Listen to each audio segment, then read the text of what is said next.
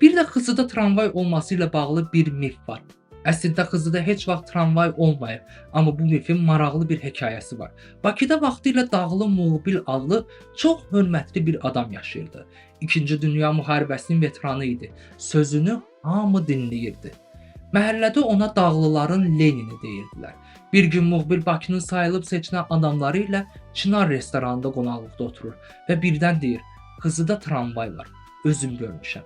Hamı gülür, mübahisə düşür, mərc qoyulur. Şərt sadədir. Əgər Xızıda tramvay varsa, hamı Muğbilə qonaqlıq verəcək.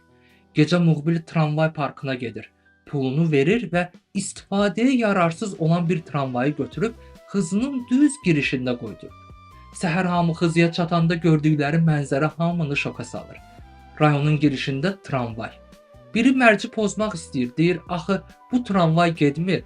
O vaxtki avtoritetlərdən Dağlı Qədir cavab verir: "Biz tramvayın getməsindən danışmamışdıq.